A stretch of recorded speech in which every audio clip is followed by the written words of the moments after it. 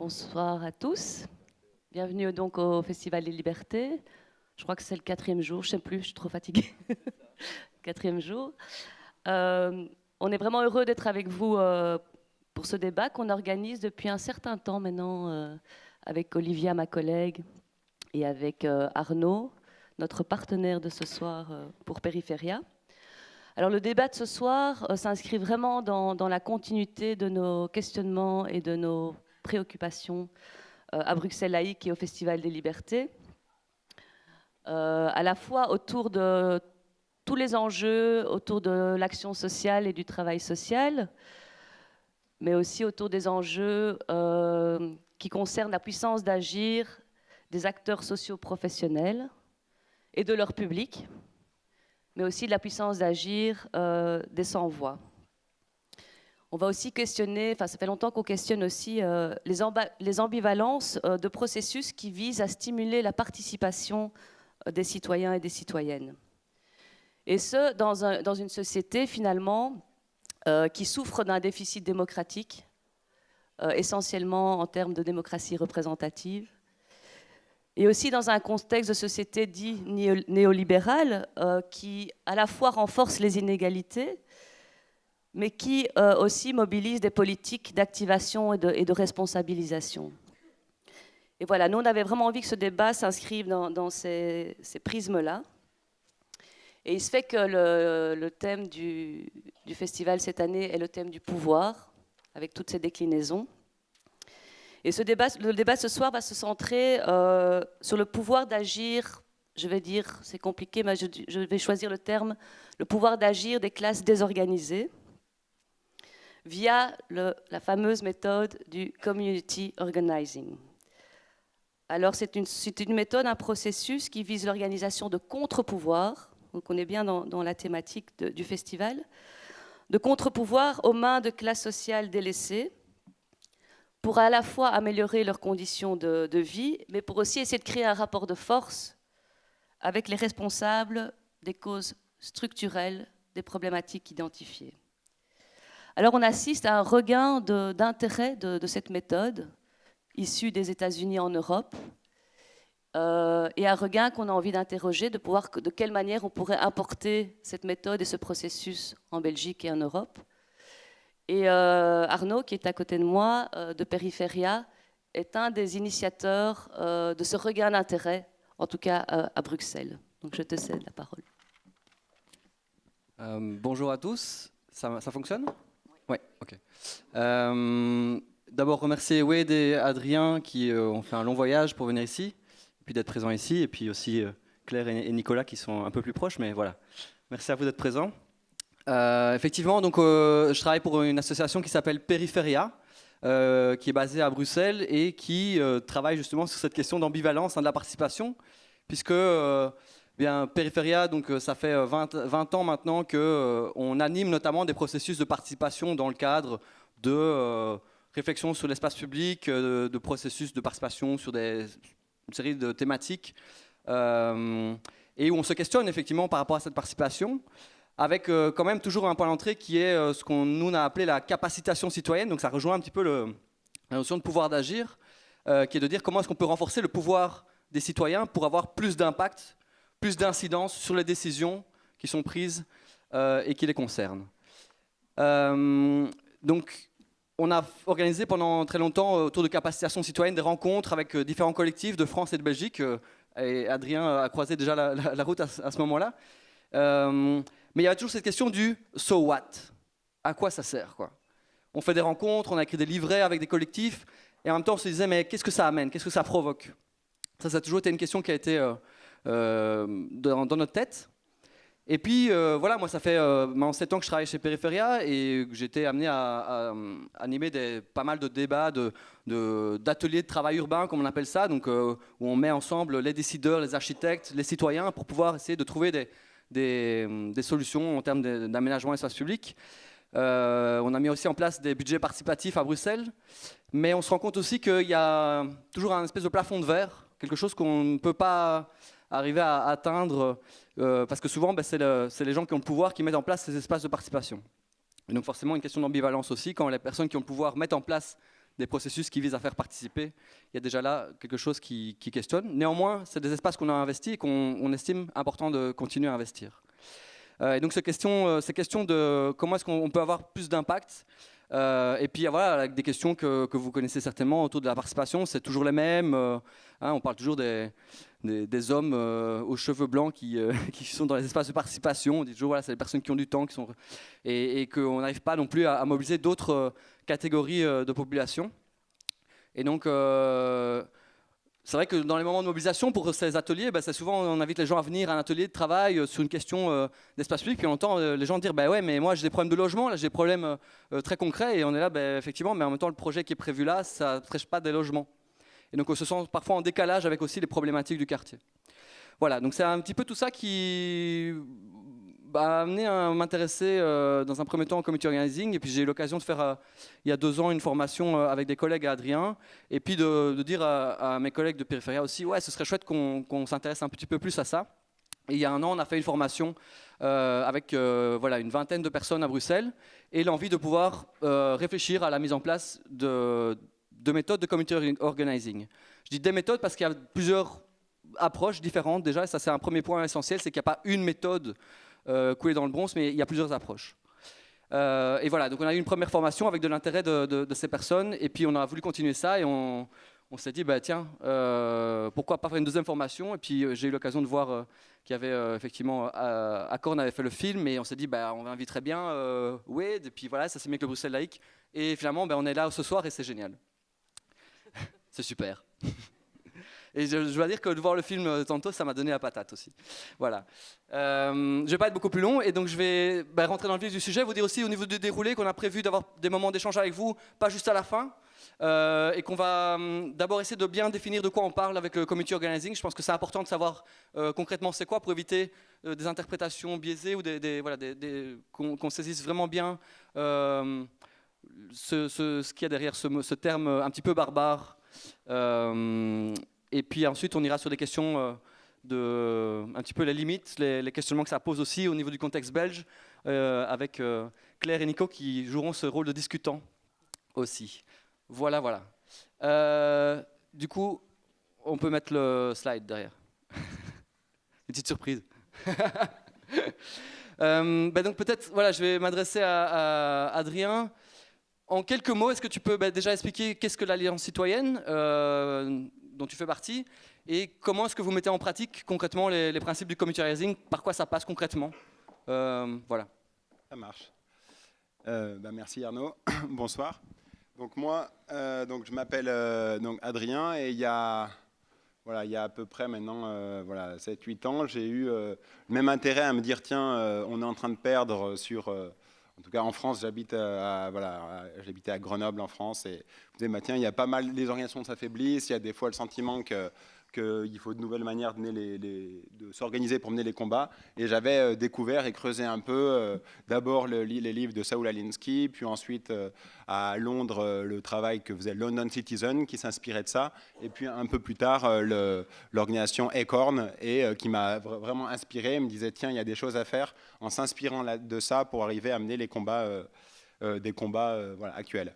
Donc concrètement, pour essayer de l'illustrer, le travail en quoi consiste le community organizing, donc l'Alliance citoyenne en France, il y a des gens qui vont faire ce métier d'organisateur, donc d'ordinateurs ou des organisatrices, dont le premier des boulots, ça va être d'aller rencontrer très largement des gens en général dans les quartiers populaires, en tout cas, là où il y a des gens qui sont susceptibles de vivre des injustices et d'avoir envie de se battre contre ça.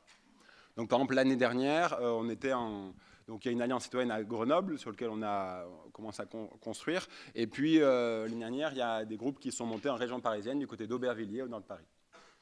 Le gros travail au début, ça va être de rencontrer donc des dizaines de gens, souvent en tapant aux portes. Des fois, on allait rencontrer dans les parcs, sortis, pour voir, tiens, qu'est-ce que vous voulez changer, vous ? Qu'est-ce qui vous met en colère ? S'il fallait changer quelque chose dans le quartier, dans la ville, qu'est-ce que ce serait ? Et donc voilà, dans les quartiers d'Aubervilliers, il y avait des gens qui parlaient des rats qui étaient dans le quartier, d'autres des problèmes de logement mal isolés.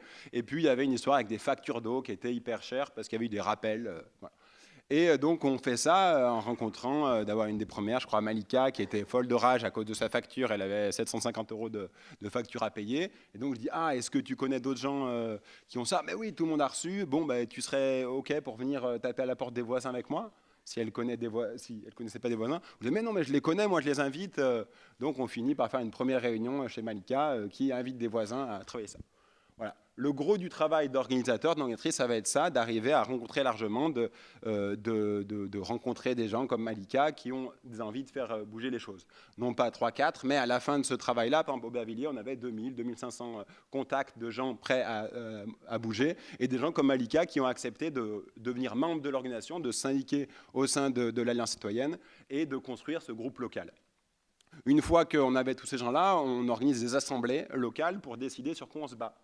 Donc là, est-ce qu'on se bat sur les rats, sur les fenêtres, sur ces histoires d'eau? Finalement, les gens décident de mener la bataille sur les factures d'eau parce qu'il y avait eu ça, c'était un peu d'actualité. Donc, suite à ça, l'organisation se construit. Il y a des bases de membres, des gens qui prennent des responsabilités. Malika, là, qui avec d'autres, vont mener l'enquête pour se dire, tiens, sur l'eau, c'est quoi le problème au fond? Donc on va aller rencontrer des alliés qui sont un peu plus experts sur la question, des gens qui bossent là-dessus depuis des années, et pour mettre en lumière qu'à Aubervilliers, comme dans d'autres communes au nord de Paris, eh ben, les gens payent 40% plus cher qu'à Paris. Pourquoi? Parce qu'à Paris-Ville, c'est géré en régie publique, alors qu'à Aubervilliers, c'est une délégation à Veolia, qui a un système de tarification qui va amener à ce que les gens, pourtant beaucoup plus pauvres en moyenne, payent l'eau plus cher. Donc on mène l'enquête, on continue ça et on se dit, bah, tiens, qu'est-ce qu'on peut faire? Ça commence par une double bataille en disant, tiens, il faut d'abord obtenir de la mairie qu'elle bouge là-dessus, puisque c'est elle qui va, via la communauté de communes, filer le contrat à Veolia. Donc rencontre avec les élus. C'est souvent un des gros travaux qui est fait, de préparer là, Malika, Laurent et Gabriel à aller rencontrer l'adjoint à la ville, Laurent Daguet, qui leur explique que c'était beau de voir des citoyens se mobiliser, mais que c'était beaucoup plus compliqué que ce qu'ils avaient pu comprendre, puisque aujourd'hui, la gestion de l'eau, il y a des contraintes techniques qui sont très importantes, que le contrat avec Veolia, effectivement, va arriver bientôt à terme, mais va être renouvelé parce qu'il n'y a pas de compétences techniques aujourd'hui pour passer à ça, que le rattachement à la régie publique est beaucoup plus compliqué, et puis qu'en plus, ce n'est pas seulement Aubervilliers qui décide, ça se passe par la communauté de communes. Bon. Il les reçoit, il les écoute, et il leur explique des choses. C'est souvent ça, le premier rendez-vous, c'est des décideurs qui expliquent aux gens que la réalité est plus compliquée que ce qu'ils y pensaient. On est dans ce registre-là de l'explication. On n'est pas encore dans le registre qu'on va essayer d'être plus tard, qui est le registre de la négociation.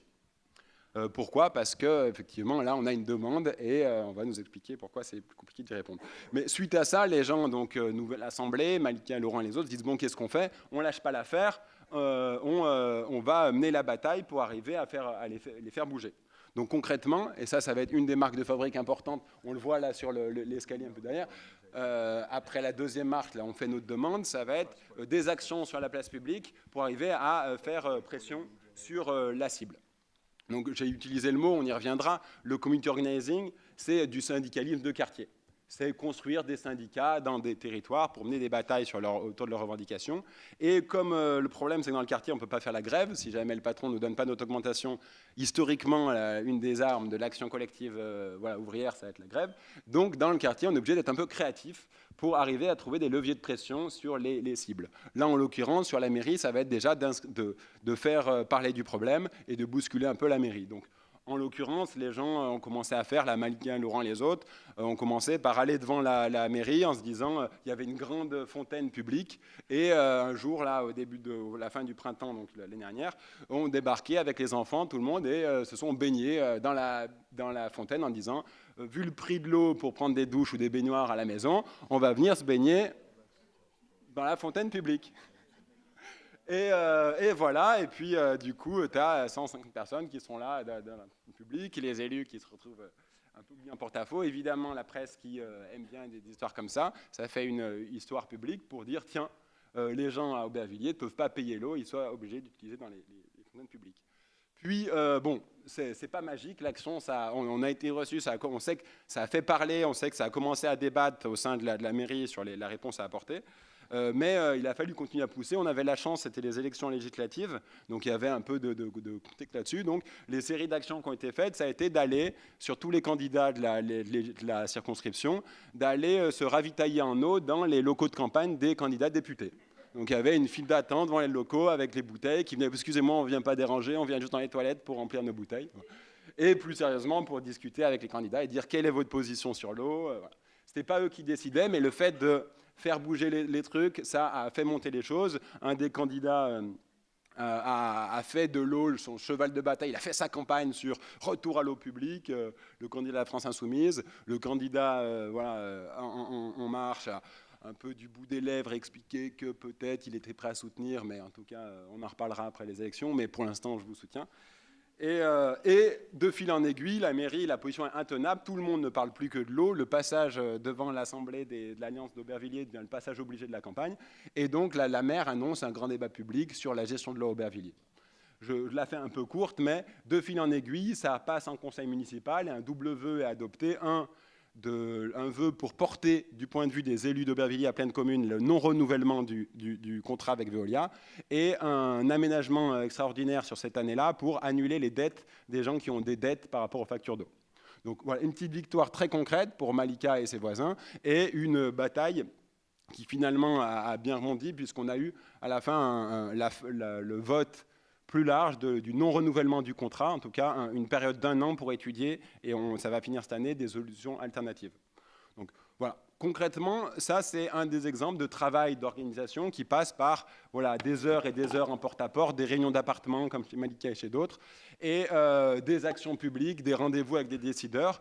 Mais qu'est-ce qu'on a à la fin d'un truc comme ça? On a des petites victoires, mais on va mesurer notre avancée surtout à deux choses, qui est en quoi on a comment on a construit et fait grandir notre organisation.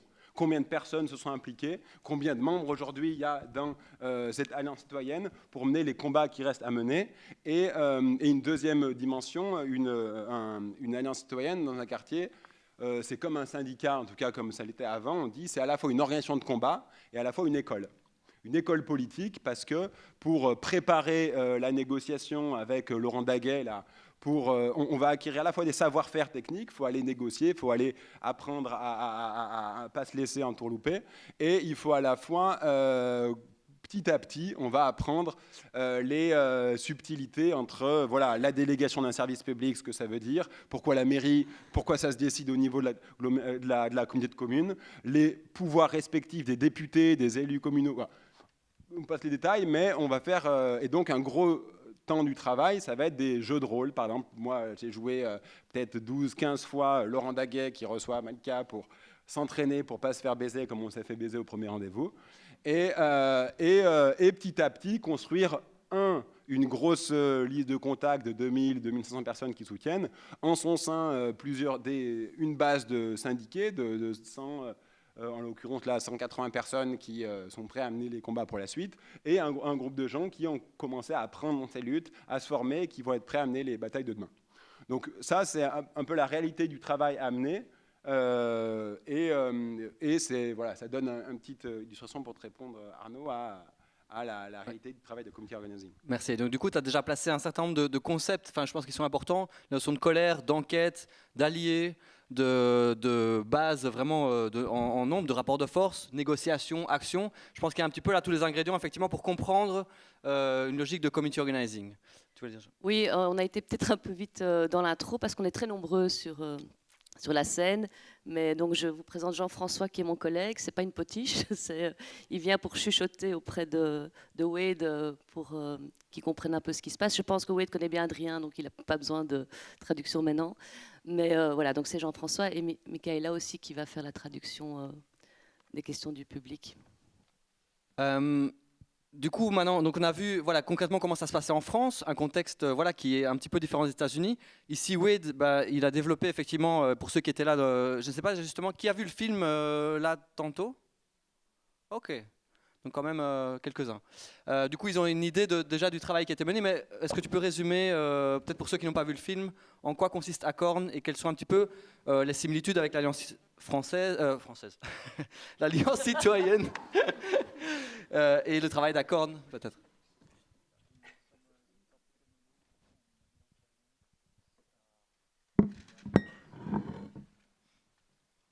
briefly, ACORN, and for those of you at the movie, this will be a little repetitive, is a constituency organization.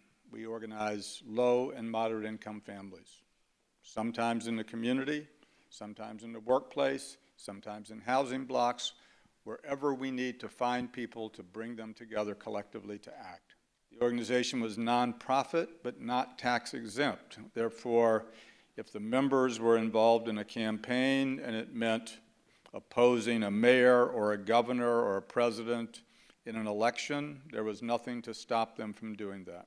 So the organization was, I'm not sure, he explained what I said. The leadership was different from the organizing staff. The organizing staff were not members. They did not get to vote, nor did they get to lead the organization in actions or in meetings. Le leadership dans l'organisation est différent des organisateurs. Eux, ils n'ont pas ce rôle-là, ils ne deviennent pas des élus, et ce n'est pas eux qui votent sur les priorités par après.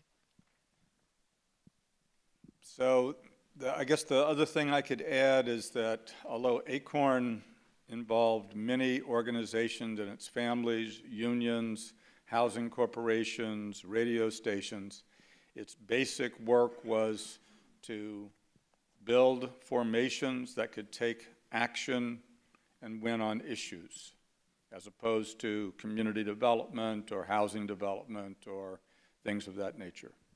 So I welcome the questions. Ok, merci. Donc ça permet d'avoir une vision, en tout cas, du travail de l'Alliance citoyenne et de ACORN, qui est évidemment beaucoup plus vaste, mais voilà, on doit le résumer ici brièvement. Peut-être on va avoir un petit moment là maintenant pour saisir quelques questions, s'il y a vraiment des questions de clarification, avant d'aller sur des termes plus de débat avec Nicolas de ARC. ARC, pardon. Décidément. Est-ce qu'il y a des questions de plus de clarification par rapport à ce qui vient d'être dit par Adrien et Wade? Ou bien tout est clair? Tout est clair? Ah, pardon, excusez-moi. Oui. Yes, hello. I have a question. How do you work with unions, with different unions, with different political movements? Yes, please. Ok, donc une question par rapport aux syndicats, au lien avec les syndicats. On y viendra aussi, à mon avis, je pense, dans le débat par rapport à ces questions de pouvoir. Oui.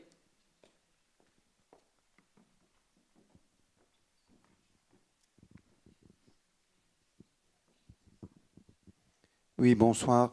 Y a-t-il des spécificités ou des différences entre, par exemple, des approches comme ATD Carmonde par rapport aux community?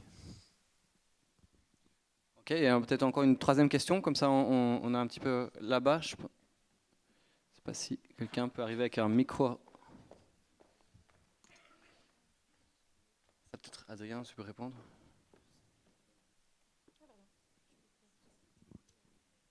Yes. Just how many members are involved in ACORN?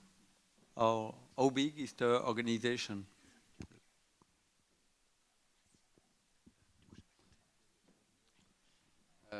Une quatrième, allez. Oui, c'est juste par rapport à l'histoire d'Aubervilliers. Je trouve que c'est assez inspirant et intéressant.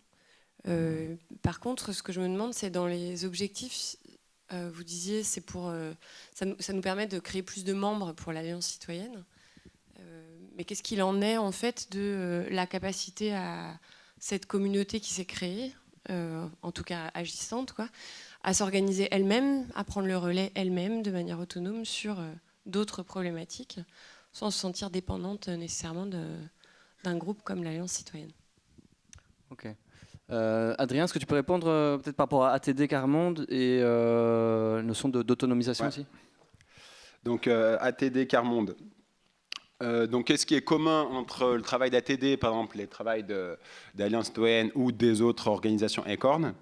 Ce qui est commun, c'est le fait quand même d'insister sur la parole des premiers concernés C'est-à-dire que le gros du travail, ça va être des personnes, voilà, en anglais on dit de personnes de bas ou de moyens de revenus, à s'organiser, à construire une parole collective pour arriver à la faire entendre. Ce qui va être commun également, c'est tout le travail que je l'ai abordé rapidement de formation, d'entraînement pour arriver justement à porter cette parole et à la faire entendre dans les lieux là où elle n'y est pas invitée. Ce qui va différer, c'est probablement l'accent sur les formes d'action non violentes, qui sont assez au cœur des dynamiques d'organisation des syndicats de quartier et de toutes les organisations Acorn, alors que c'est moins central et plus marginal dans un travail d'ATD Quart-Monde qui va travailler d'autre manière. On peut dire. Sur la question, sur la deuxième question, donc tu dis il faut que les gens, que la communauté s'organise elle-même et ne dépende pas de l'Alliance citoyenne, en gros. L'idée, le principe derrière le travail d'organisation, c'est en gros l'Alliance citoyenne, c'est le syndicat dans la communauté. Donc, le but, quand on mène une bataille, quand on mène une grève, effectivement, on va regarder à la fin si le syndicat il est plus fort après la bataille qu'avant. Et l'organisation n'a pas vocation en tant qu'organisation à partir. L'Alliance citoyenne, c'est pas une organisation qui vient aider des gens à mener un combat et se retirer. L'organisation, en gros, c'est Malika, Laurent et Gabriel, membres de l'Alliance citoyenne, qui sont formés, qui ont fait en sorte d'être le plus nombreux possible pour mener cette bataille, pour pouvoir mener les suivants. Donc ce qui change, ensuite, moi je ne serai pas là demain, il y aura peut-être, je ne sais pas s'il y aura un organisateur à Aubervilliers, peut-être si ça marche bien, il ira plutôt organiser à Gennevilliers, à Saint-Denis, ailleurs. Par contre, l'Alliance citoyenne, l'organisation de la communauté qu'a créée, elle a vocation à rester pour continuer à mener les combats Aubervilliers, et c'est une des formes particulières dans l'organisation de type Acorn, de se mettre en lien, parce qu'ils sont désormais, Malika et Laurent, organisation de l'Alliance citoyenne, ils vont suivre ce qui se passe comme bataille à Grenoble, à Gennevilliers, à Saint-Denis, ailleurs, et donc certains vont continuer à se battre pour les batailles très alberti-villariennes, mais d'autres vont se dire, tiens, comment on agit ensemble avec les copains à Saint-Denis, à Montreuil, à Gennevilliers, à Grenoble, et pour arriver à agir sur des décisions qui sont plus loin encore.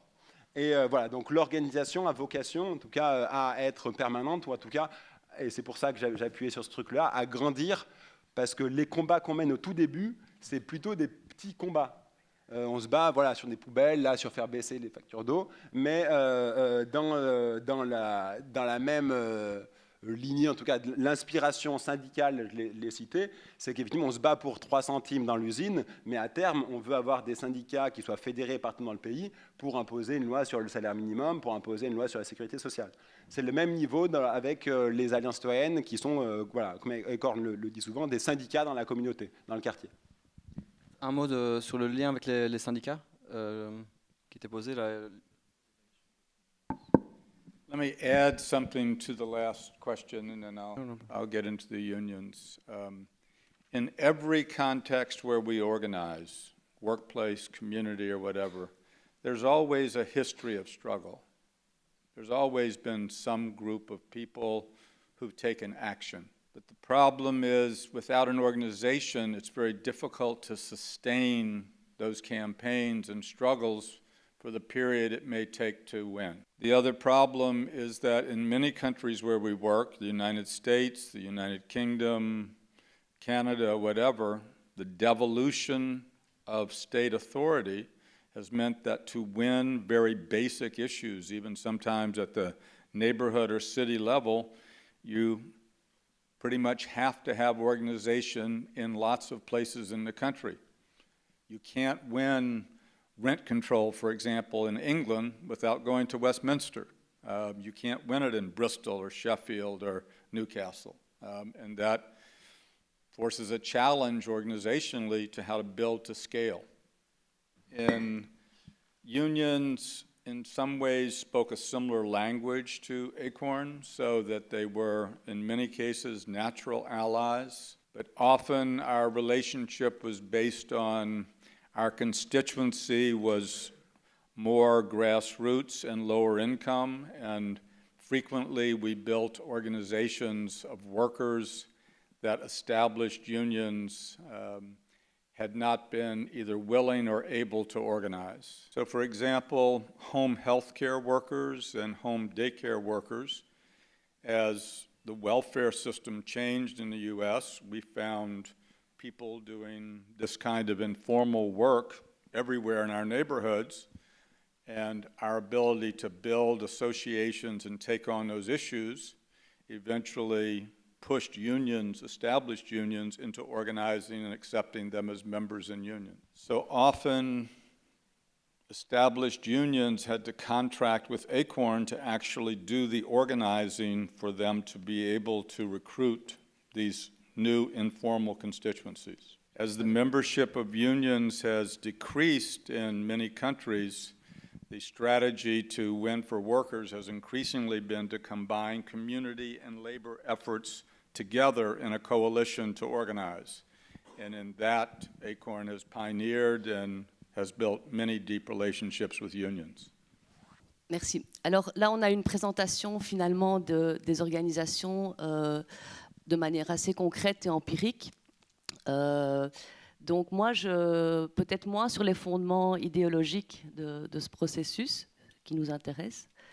Et donc là, je vais donner le rôle à Nicolas Marion de discutant un peu sur cette question, de pour lui, d'abord se présenter de où il parle, et par rapport à ça, d'un peu voir quelles sont pour lui les problématiques autour de plutôt les fondements idéologiques de ce type de processus. Bonsoir. Donc Nicolas Marion, effectivement, je travaille dans une association d'éducation permanente ici à Bruxelles qui s'appelle ARC, donc c'est Action et Recherche Culturelle. Alors ce serait trop long d'expliquer en détail c'est quoi l'éducation permanente, etc. etc. Je vais plutôt essayer de... Quand Juliette dit à partir de quoi je vais parler, je vais essayer de positionner à partir de quel point moi j'ai des critiques, si vous voulez, à formuler par rapport au processus comme le community organizing. Pour ça, effectivement, à l'ARC, moi j'ai un rôle de chercheur. Donc, je suis philosophe de formation, j'ai un rôle de chercheur. Vous savez qu'en éducation permanente, on a des actions de terrain de plein de types différents. Et puis, on a toute une activité de production, de recherche et d'analyse, où en gros, on essaie de déconstruire un certain nombre de problématiques sociétales. Il se fait qu'à l'ARC, on travaille sur différentes choses, société numérique, consumérisme, etc. Et notamment sur un aspect qui est un des aspects que moi je travaille le plus, c'est ce qu'on appelle l'institutionnalisation du capitalisme. Alors qu'est-ce que je veux dire par là? Vous allez voir que ça a une importance par rapport à la position que je vais essayer de défendre. C'est que l'institutionnalisation du capitalisme, c'est de dire, dans le paradigme néolibéral qui est le nôtre, c'est comment le capitalisme passe par les institutions, que ce soit les institutions d'État, les institutions culturelles, les institutions sociales, et donc évidemment y compris les associations, les mouvements organisés, les comités de quartier, donc tout format institutionnel. On essaye d'analyser comment ces institutions-là contribuent à renforcer le capitalisme plutôt qu'à le faire reculer ou à le faire changer ou à le réformer.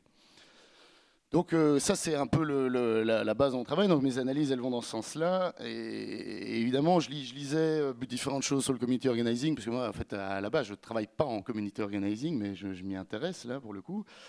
Et il y a cette question, notamment, qui est, à mon avis, une question cruciale aujourd'hui, c'est celle de est-ce qu'on est à l'intérieur, ou est-ce qu'à l'intérieur du système, ou est-ce qu'on est en extériorité par rapport à lui? Et notamment dans les témoignages d'organisers, il y a toutes ces questions de... C'est quand même très important pour nous d'être extérieurs au système capitaliste pour pouvoir organiser un contre-pouvoir à l'intérieur. Donc il y a cette question de la position, et notamment, je pense qu'on pourrait en discuter avec Wade et peut-être avec Adrien aussi, savoir quels sont, par exemple, le rôle qu'on peut confier aux politiques locales, ou aux élus, simplement aux élus démocratiques, si on peut dire, par rapport à ce type d'initiative. Alors la question que moi j'ai envie de poser, mais elle va en fait conditionner à peu près toutes les questions que j'ai à poser, c'est est-ce qu'on peut dire qu'il y a une extériorité? Est-ce qu'une extériorité au capitalisme existe? Sachant que, à mon sens, et je pourrais le défendre si jamais ça vous intéresse, sinon tant pis, la force du capitalisme, c'est précisément d'empêcher toute forme d'extériorité au capitalisme. C'est-à-dire, il y a différentes façons d'analyser ça, et je peux en citer au moins deux. Soit on considère que tout ce qui a lieu, même les contestations des systèmes qui oppressent les gens qui sont concernés par les processus de community organizing, eh bien, tous les motifs de ces communautés, de ces groupements, de ces mouvements, etc., appartiennent déjà aux problèmes que pose le capitalisme, et donc elles y sont déjà intérieures en tant que telles, et elles sont amenées à reproduire un certain nombre de ces logiques.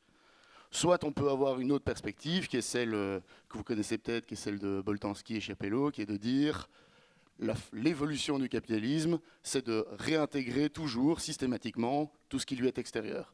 Donc dès que quelque chose vient pour critiquer le capitalisme réintègre cette critique et l'utilise comme une force pour évaluer, muter, changer et toujours rester hégémonique. Donc alors à partir de là, à partir du moment où on a ces deux points de vue en tête, et à partir du moment où on accepte qu'en tant qu'institution culturelle, même de contre-pouvoir, même d'opposition, même de mobilisation, etc., on a un rôle dans le fait que le capitalisme s'installe et se renforce, puisque c'est quand même un des constats un peu cyniques sur lequel on peut se baser, c'est que même s'il y a des victoires locales, visiblement dans le monde, il n'y a quand même pas beaucoup d'endroits où on a eu des grandes victoires sur le capital. Ou alors vous m'en citez, et alors je serais super heureux de le célébrer avec vous.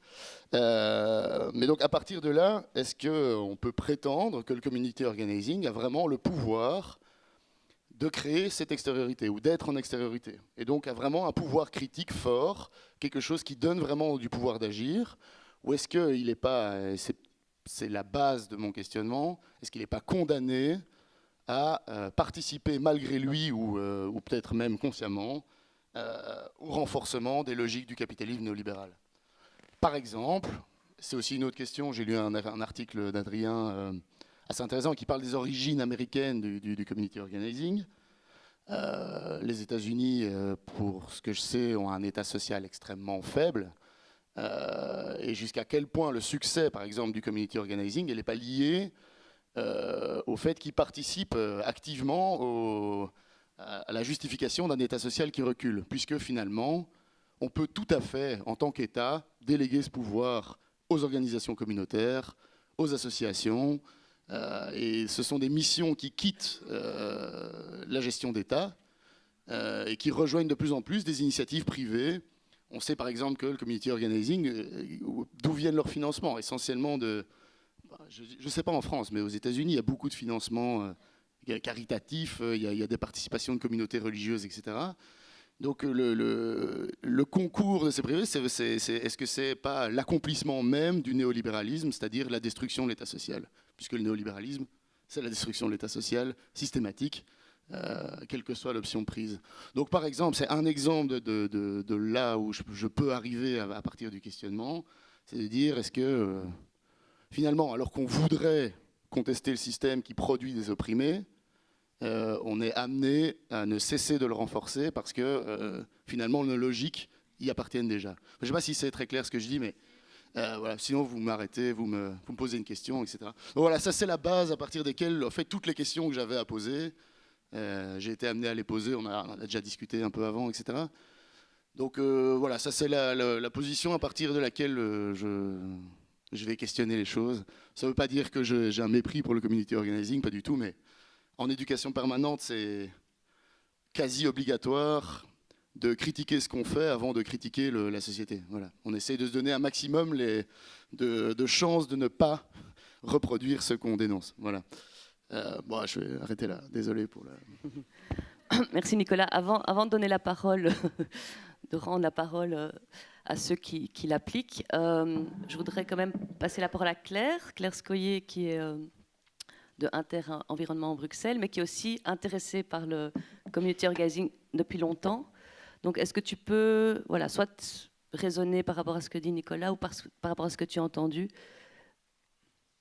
C'est difficile, ça fait beaucoup de choses d'intervenir après toutes ces paroles.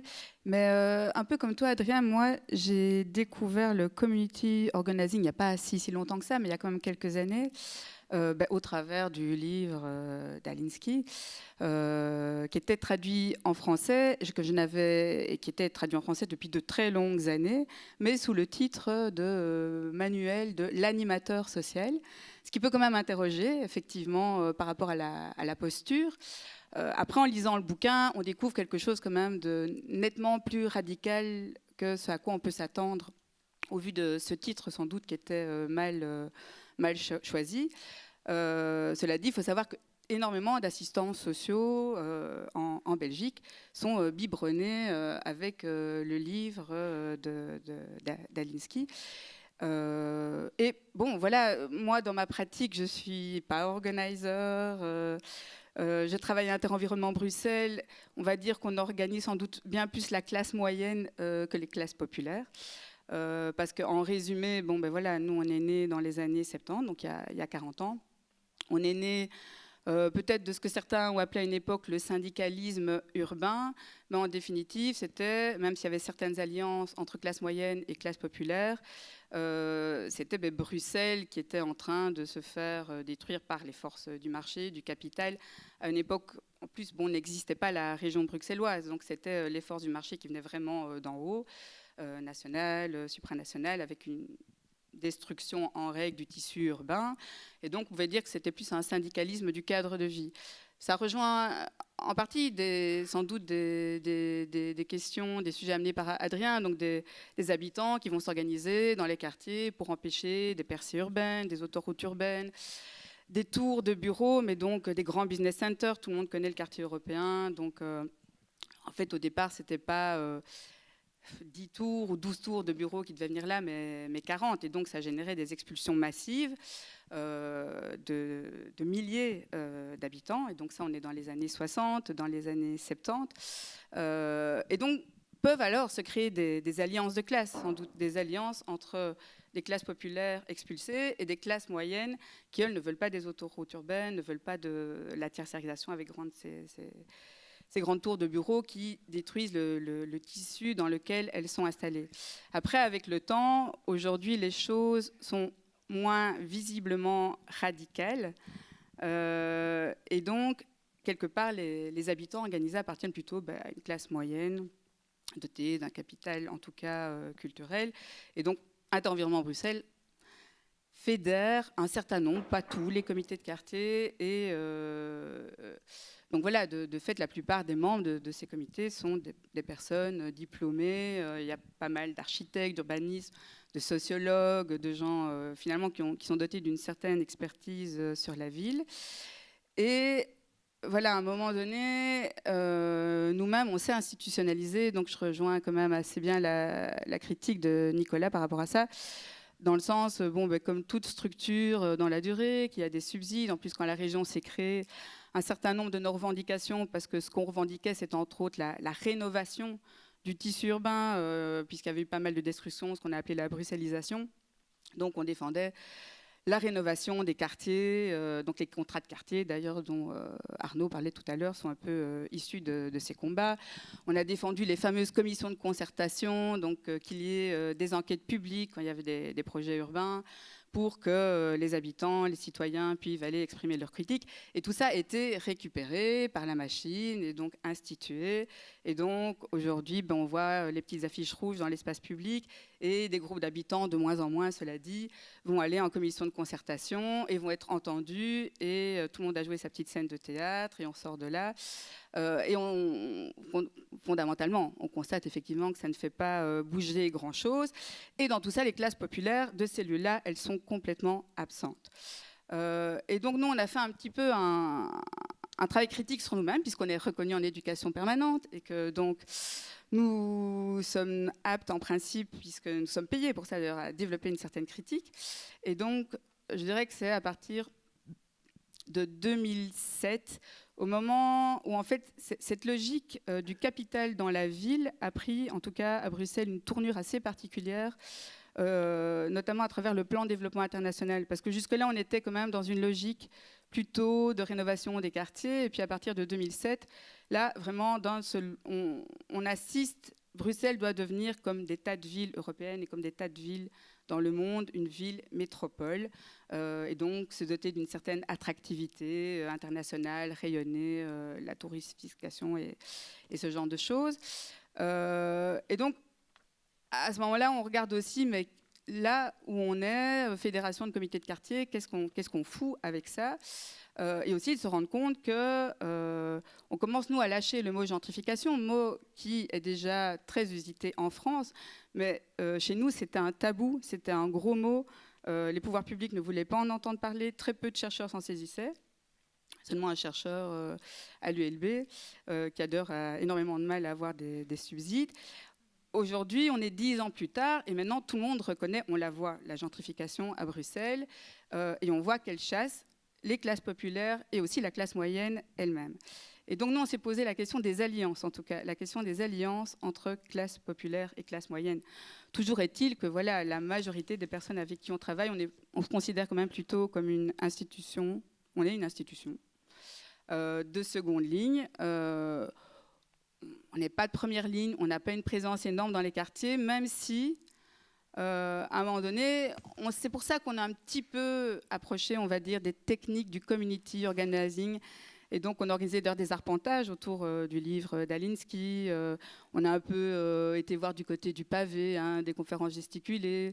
On s'est dit, on doit être plus présent sur le terrain, moins dans nos bureaux, ne pas faire juste du militantisme par le clic et par le tweet, etc. Et donc, il y a un travail de terrain qui se fait. Après, il n'y a pas de fantasme à avoir, et il y a cette lucidité où je rejoins très fort Nicolas sur... voilà, en tout cas, se dire que... Organiser, enfin oui, c'est une question complexe parce qu'en même temps, je pense que ces choses doivent avoir lieu. Donc moi, je veux pas les... Je crois que Nicolas est d'accord aussi avec ça. C'est pas ça la question. C'est pas de se dire que les gens ne devraient plus s'organiser fondamentalement plutôt que l'aide individuelle, parce que l'assistance sociale, c'est ça, et c'est encore plus l'aide individuelle, c'est nécessaire, mais que les gens s'organisent, etc. Après, ils s'organisent. Pourquoi? Contre quoi? C'est quoi le contre-pouvoir? Je me posais la question en voyant votre invitation à Périphéria, parce que le mot populaire avait disparu, donc ça m'inquiétait un peu. Mais voilà. Et donc, déjà, quand on s'organise, les thèmes choisis, quelque part, nous, on est fort confrontés. Voilà, on va rassembler des habitants dans des quartiers, ils vont nous demander surtout plus de propreté, plus de sécurité. Donc, effectivement, il y a tout un travail à faire, mais ensemble, parce que nous-mêmes, on ne détient pas la solution de ces questions-là. Bon, je m'arrête ici pour le moment. Oui, donc peut-être sur la capacité du capitalisme à intégrer les logiques de contre-pouvoir, peut-être Oued a une certaine expérience aussi là-dessus, et Adrien aussi sur le fait, la difficulté de faire avec les classes populaires et que ça se réduise pas à du local, mais à une transformation plus sociale. C'est un peu ça les deux questions. Du coup, la question à se poser pour répondre à la question, pour moi, c'est quelle est la définition du capitalisme? Donc, si jamais le capitalisme, c'est le système, la société dans laquelle on vit, effectivement, on est tous dans le capitalisme. Donc là, cette conférence, c'est une conférence capitaliste. Mais si on est un peu plus précis, et moi, c'est ma proposition, c'est en gros le capitalisme, c'est un système économique qui se base sur la propriété privée des moyens de production et l'appropriation du profit par quelques-uns. Et du coup, on est dans une société qui est plus ou moins capitaliste, en fait. Donc, notamment la société belge et française, en tout cas, elle est moins capitaliste aujourd'hui en 2020 qu'elle l'était en 1900, par exemple, mais elle est plus capitaliste aujourd'hui qu'elle l'était en 1970. Pourquoi? C'est-à-dire que la part de l'économie générée en gros par l'entreprise privée, elle était de 80% avant la Première Guerre mondiale, et il y a eu une socialisation importante d'une bonne partie de l'économie avec la création de services publics. Voilà, les voies ferrées avant c'était privé, tout ça. juste pour se dire là-dedans. Donc, si on se met dans cette perspective, le syndicalisme, historiquement, et le syndicalisme d'entreprise, historiquement, et le syndicalisme de quartier, c'est-à-dire les alliances citoyennes, le community organizing, moi, j'ai l'impression que ça a la capacité, à certaines conditions, de faire reculer effectivement le capitalisme. Pourquoi ? C'est-à-dire que ça a cette capacité à reconquérir des parties de l'économie, des parties de la société qui étaient gérées de manière capitaliste, qui peuvent être ensuite socialisées, c'est-à-dire gérées par un service public. Il se trouve que l'histoire que j'ai racontée au début, là, c'est un bon exemple. C'est-à-dire qu'il y avait une gestion capitaliste de la distribution de l'eau à Aubervilliers et à Seine-Saint-Denis. Et il y a eu une mobilisation importante, voilà, une lutte qui a été menée, qui a amené à la socialisation de cette propriété, cette production qui désormais est socialisée, donc qui n'est plus capitaliste, en gros par définition un peu économique stricte. Et donc la grosse question, pour moi, le combat à mener, c'est ça, c'est comment on reconquiert des parts sur le capitalisme. C'est-à-dire, là, j'ai parlé de l'eau, mais on menait la même bataille sur les soutiens scolaires. Aujourd'hui, en France, nous, c'est des entreprises privées qui se font du pognon à faire du soutien scolaire. La même chose sur les crèches. C'est un énorme marché et tu as les entreprises capitalistes qui font ça. Sur les EHPAD. Et qu'est-ce qu'on peut faire avec le syndicalisme tout-terrain ? On peut aller reconquérir des parts, c'est-à-dire faire reculer ce capitalisme concrètement, pas que dans les idées, en se battant pour que le pouvoir public nationalise, par exemple, voilà, il y avait des crèches privées, le fait qu'on impose à Grenoble, c'était le cas, un investissement public important pour faire des crèches publiques, ça a fait reculer la part de marché qui était ces libres marchés. Donc moi, effectivement, à l'inverse, quand même, je trouve dans le combat concret, historiquement, et c'est pour ça que je dis on est avant tout des syndicalistes, moi, on se base sur le travail, nous donne lieu. Moi, ce que j'ai vu, les deux forces qui ont fait reculer le capitalisme, c'est le bolchevisme ou le syndicalisme. Et en gros, le syndicalisme, je trouve, dans son histoire, dans sa capacité à construire des mouvements ouvriers, ça prend des décennies, à peser à aller en politique en faisant du lien avec des partis socialistes, sociodémocrates, vont arriver à faire reculer un peu le capitalisme, jusqu'à un certain point, et ça, c'est voilà, ça a un peu certaines limites. Mais du coup, je le vois en plus ici en France, on appuie aussi des dynamiques d'alliance, voilà, avec Acorn International en Tunisie, au Cameroun, et le combat pour faire reculer le capitalisme et pour avoir socialisé des moyens de production sur même la gestion des déchets, en gros construire du service public, il est énorme, et pour moi, ça marche relativement bien, en tout cas, on arrive à gagner des choses là-dessus. Et le schéma, en gros, moi je trouve qui m'aide là-dedans, c'est de voir les trois pouvoirs qui décident comment la société est plus ou moins capitaliste. Il y a le pouvoir de l'argent, donc qui va pousser pour que tout soit les privatisations, et ce que tu décris, le recul actuel, c'est que ce pouvoir du capital, il est tellement puissant, donc il arrive à regrignoter les acquis du siècle dernier. Il y a le pouvoir de l'administration, le pouvoir, on pourrait dire politico-militaire, en tout cas, l'administration a du pouvoir et peut imposer comme ça, à nationaliser une compagnie de chemin de fer. Ça repose sur l'institution publique, l'État, une partie sur l'armée et une partie sur tout le système administratif. Et il y a le pouvoir populaire, avec ses associations, ses syndicats et ses community organizations, ses alliances citoyennes. Et du coup, l'État, le niveau de capitalisme de la société va dépendre d'un rapport de force entre, finalement, comment le pouvoir du capital d'un côté et le pouvoir populaire, ils vont être puissants pour que la bascule au sein de l'État soit plus ou moins un niveau de privatisation totale de l'économie ou plus ou moins socialisation généralisée de l'économie. Et à sa petite mesure, les alliances citoyennes, les syndicats de quartier essayent de s'appuyer, on l'a dit, le lien avec les syndicats est vital, de s'appuyer avec les associations, avec les syndicats pour que la pression populaire pour socialiser les crèches, pour avoir les hôpitaux, les transports publics, la gestion de l'eau, que la pression soit forte, que ces syndicats, ces organisations puissent peser pour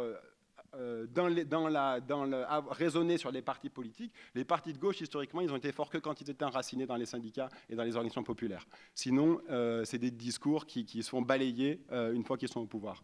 Et donc, historiquement, moi, c'est comme ça que je vois. Et puis, notre rôle, et je dis souvent, notre génération, en tout cas, moi, voilà, j'ai 30 ans quelques, je me dis, au XXIe siècle, en gros, comment on reconstruit quelque chose qui sera différent, mais qui peut prendre la place de ce qu'a pu être à un autre moment un mouvement ouvrier après la première révolution industrielle, dans lequel la clé, c'était la bataille dans les usines. Là, aujourd'hui, la bataille, elle est un peu tout-terrain. Et donc, comment on construit des organisations populaires à même de mener ces combats à tout-terrain pour que, entre les trois pouvoirs, le pouvoir de l'État, il bascule plus du côté du capital, mais bien du côté du pouvoir populaire.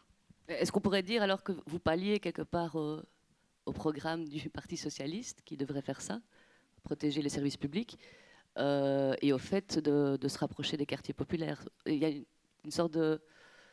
On a l'impression que vous palliez un petit peu à des manquements. Est-ce que tu le vois comme ça? Je ne sais pas trop en Belgique, mais en France, les partis socialistes ont été une émanation du mouvement ouvrier, très largement.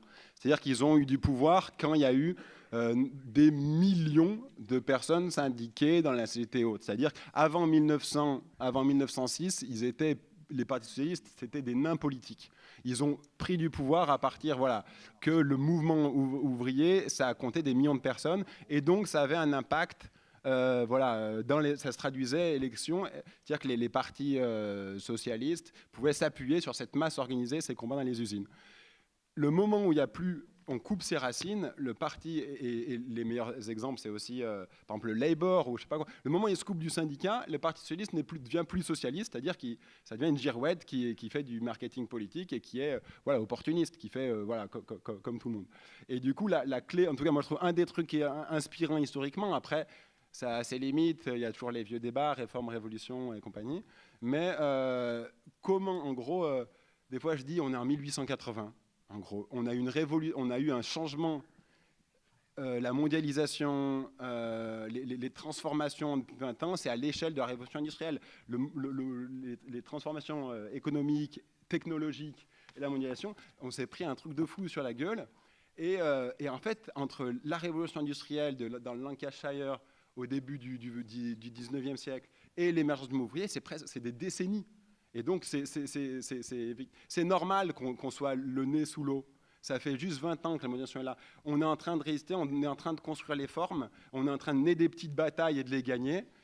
Et c'est, disait le vieux barbu, là, ça prend la forme de petites rébellions ici et là.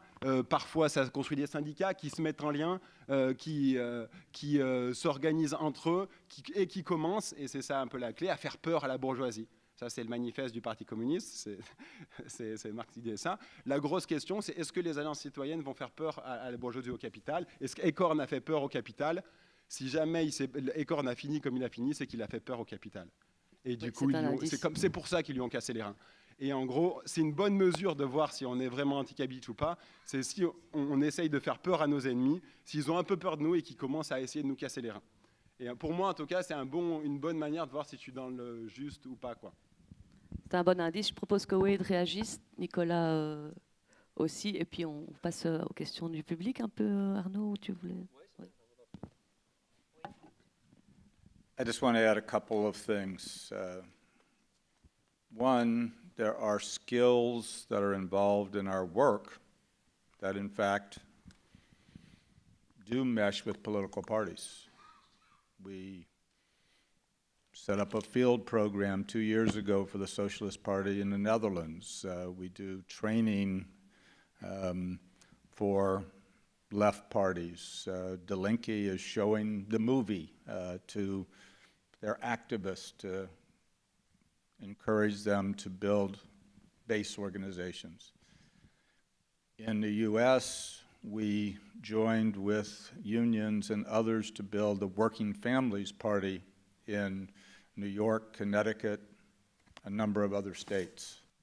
And perhaps on Nicholas's argument that some of our success in the US had to do with the weak social security system, I guess if I looked at that in a more positive way, I could say the social security system is now getting weaker throughout the Western world, certainly in Canada, the UK. The decrease in social housing in the UK means that we built tenant unions. And in many countries, as certainly you know, there is no social security system. So no wonder we're doing so well in India. No wonder we're doing so well in, so maybe I should take your your argument as a green light to go forward, because I mean that seems to be why we're having success, Nikolai. Isn't that the most cynical thing I've ever had to say? But there you go. Back to you, brother. Enfin, un débat bien controversé. Bon, ce qui est difficile, c'est que je dois répondre à deux personnes à la fois. Mais je vais commencer par Wade. Je ne vais pas te répondre en anglais parce que je ne maîtrise pas suffisamment la langue de Shakespeare, comme on dit. Alors, évidemment, je suis contraint d'accepter le constat, même si je trouve ça un peu cynique. Et puis surtout, je trouve que c'est une stratégie rhétorique qui retourne la question, mais qui ne la pose pas adéquatement. C'est-à-dire, oui, certes, si votre omniprésence confirme le fait qu'elle a une nécessité dans le cadre d'un capitalisme qui grandit et qui, dans une majorité de pays, institue le fait qu'il n'y ait aucune sécurité sociale, ça ne répond pas à la question de savoir comment le community organizing et les organisations est peut-être susceptible de contribuer à ce recul et non à son avancée. Donc ça, c'est un premier point, parce que c'est plutôt ça qui m'intéresse, évidemment. C'est-à-dire jusqu'à quel point des organisations qui partent évidemment d'un mouvement qui est quand même légèrement top-down, comme on dit, c'est-à-dire là il y a plein d'ambivalences dans le community organizing, il faudrait peut-être un peu développer ces points, mais jusqu'à quel point la capacité à faire remonter verticalement les colères des peuples à travers la médiation d'un certain nombre d'organisateurs qui concentrent en plus l'organisation sur un certain nombre de leaders identifiés par de l'enquête sociologique, en tout cas pour le peu que j'en sais, c'est à peu près comme ça que je le perçois chez Alinsky. Jusqu'à partir de quel moment ces organisations, comment est-ce qu'elles sont financées, quels sont leurs interlocuteurs, quels sont leurs leviers, quels sont les agendas derrière ces financements. Il y a tout un ensemble de points par lesquels une institution comme une organisation communautaire, et alors je ne dis pas évidemment qu'elles ne doivent pas exister, c'est tout le contraire de ce que je pense, je dis juste jusqu'à quel point ce type d'institution, par la contrainte spécifique qu'impose le néolibéralisme, la façon dont elles peuvent s'organiser, les moyens qu'elles ont pour s'organiser, les référents culturels qu'elles ont pour s'organiser, etc., ne va pas être amenée à renforcer ce qu'elles pourtant elles dénoncent, malgré elles. Je vais prendre un exemple belge qui est peut-être plus éclairant pour l'Assemblée. C'est très typique dans l'associatif bruxellois, pour peu qu'il y en ait, à mon avis, un certain nombre d'entre vous qui y ont déjà travaillé. Vous savez que je pense qu'on peut dire à peu près que la majorité des associations bruxelloises, en tout cas de cohésion sociale, d'éducation permanente, etc., ont plutôt une orientation à gauche et plutôt une orientation anticapitaliste. Il se fait que la majorité de leurs actions dépendent des financements d'État, et que les financements d'État, ils passent par un certain nombre, soit d'appels à projets, soit de reconnaissance et de dossiers de reconnaissance. Et en gros, l'ensemble des conditions qui donnent accès à cette action sociale sont définies de façon hétéronome par l'État. Ce qui fait que malgré que sur le terrain, on soit amené à devoir travailler à l'émancipation des classes populaires, à les organiser, à s'opposer aux logiques de l'État, etc., on est néanmoins dépendant de leur diagnostic, de leur vocabulaire, de la façon dont on doit se conformer pour répondre. Ceux qui étaient là, à mon avis, hier, moi j'y étais pas, mais les mots utilisés, la façon dont les missions sont formulées, etc., eh bien, je pense que cette ambivalence-là, à mon avis, elle n'est pas du tout propre à l'associatif bruxellois, elle est propre à la totalité des actions sociales, où le rapport de force qui est créé pour s'opposer à la structure du pouvoir, eh bien, dépend d'un ensemble d'agendas qui n'appartient pas à ceux qui expriment leurs revendications. Donc, à partir du moment où, par exemple, j'imagine, il y a le problème de l'eau à Aubervilliers, comment on s'organise, comment on va faire pression, etc., etc., etc., qui va être le levier, finalement, fondamental pour reconquérir ça? Ce n'est pas quelqu'un qui a l'intérêt, qui a l'intérêt de changer ce système-là. On va demander à celui qui a le moins d'intérêt de le faire, de changer le système, c'est-à-dire de le faire dans les limites de ce qu'il tolère. Bon, ça, c'est un aspect, c'est une première base de réponse. Et alors, pour continuer à répondre à Wade, je dirais que dans les pays où il n'y a aucune sécurité sociale, à mon avis, l'essentielle mission du community organizing, ce serait de la conquérir, et à mon avis, pas par des actions non violentes, mais par des actions violentes. Et deuxièmement, pour rebondir sur... je suis désolé, je parlais beaucoup, un tout petit peu, mais si vous voulez, vous me coupez, comme ça, voilà. Pour répondre plutôt à l'argument d'Adrien, en fait, je partage, je dirais, 85% de ce que tu m'as dit. Sinon, à une chose près, c'est ta définition du capitalisme, qui évidemment... puisque tu définis le capitalisme en disant c'est un système économique et que si on analyse la chose à travers le prisme du système économique, en 1900, on n'était plus capitaliste qu'on l'est aujourd'hui, etc. Ce qui déjà, à mon avis, est difficile à prouver. Et deuxièmement, bon, le capitalisme, c'est bien sûr un système économique où les bourgeois possèdent les moyens de production et un ensemble de prolétaires, comme on les appelait, et comme on tend à ne plus les appeler aujourd'hui, qui sont les dominés de ce système-là, c'est-à-dire ceux qui sont expropriés de ce qu'ils produisent et de la force de leur travail. Ça, c'est la définition classique. Et puis, il y a le capitalisme, c'est aussi un système culturel, c'est aussi un système social, c'est même un système linguistique, c'est un système de distinction. Donc, c'est un système qui intervient à un ensemble de strates qui est beaucoup plus important que simplement quantité du privé, quantité du public. Ce qui fait que quelque chose qui est public n'est absolument pas non capitaliste, à mon sens. Ou quelque chose qui est géré par l'État social, bien que je défende l'État social, n'est pas forcément non capitaliste. C'est ce que je disais au tout début et ce qui prend longtemps à expliciter, mais c'est que précisément, la question de quelque chose qui n'est pas capitaliste dans une société qui l'est pleinement est évidemment très difficile à résoudre. Et c'est finalement, je crois, ce que énormément de gens qui travaillent à le contrer cherchent. C'est-à-dire comment avoir la mobilisation d'une force qui est capable de sortir de cette logique-là. Et c'est pour ça que je disais des actions violentes et non pas des actions non violentes, non pas que j'encourage tout le monde à être violent, c'est pas ça la question, mais c'est que notamment, à mon avis, un des grands socles qui fait que ce capitalisme est indépassable, c'est que les États du capital ont le monopole de la violence. C'est des institutions des États sociaux contemporains très importants, c'est-à-dire qu'ils sont les seuls légitimes à appliquer la violence, et surtout, c'est le seul système qui, pour s'imposer, a dû recourir à une violence qui est particulièrement extrême. Marx parle d'accumulation primitive, ce que vous connaissez peut-être sans doute, le colonialisme, la domination sur les femmes. Il y a énormément de violences qui sont nécessaires à l'institution du capitalisme et qui ne sont jamais présentées comme telles. À la limite, on ne peut même pas les désigner comme des violences. Or, dès l'instant où quelque chose de violent a lieu à l'intérieur, donc quelque chose qui vient, comme vous le disiez, véritablement questionner son système, effectivement, la répression est totale. Et Acorn est tombé, je ne sais pas jusqu'à quand va tenir l'Alliance de Grenoble, je vous souhaite le plus long. Et n'importe quel autre type d'initiative, à Bruxelles, c'est absolument ahurissant, la violence policière qui s'abat dès l'instant où quelque chose semble questionner peut-être un peu profondément. Donc voilà, moi je dirais, c'est pas si facile de dire... C'est un système économique et globalement, il est aujourd'hui de mieux en mieux balancé. Je crois qu'il y a tellement de strates sur lesquelles il faut analyser que si on fait ce travail d'autocritique, on est conduit à ne pas pouvoir juste dire « on va dans le bon sens, les gars ». Voilà. Mais c'est juste ce que je voulais dire. Voilà, merci. Merci Nicolas. Juste une question de timing, il nous reste une demi-heure. Alors, on avait prévu aussi de passer sur d'autres sujets, notamment, tu l'as évoqué, la question des méthodes, de toutes les limites aussi du système, de l'organisation, et de creuser un petit peu ces postures de leader et d'organisateurs qui débarquent dans un quartier qui peut un peu donner l'impression aussi d'une prise de pouvoir, etc.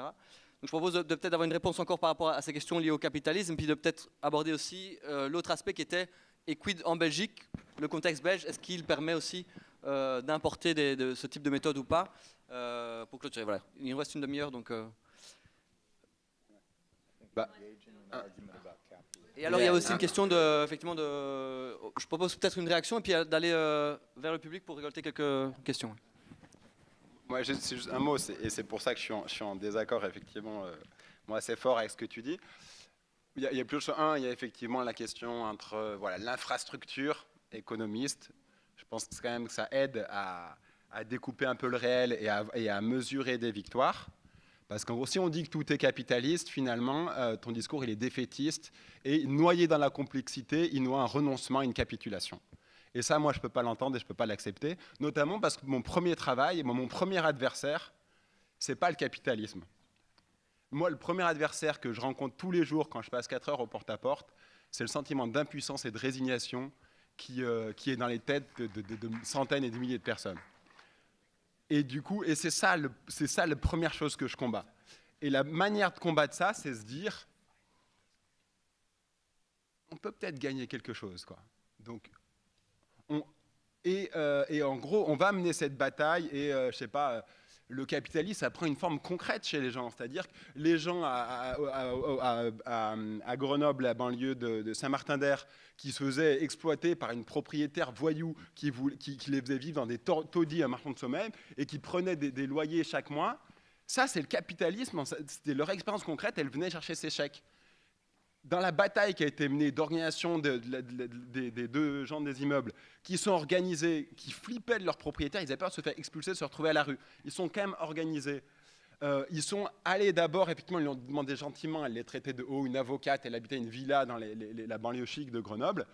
Et finalement, on a dit, on ne peut plus vivre chez nous, on va aller emménager dans son jardin à cette connasse.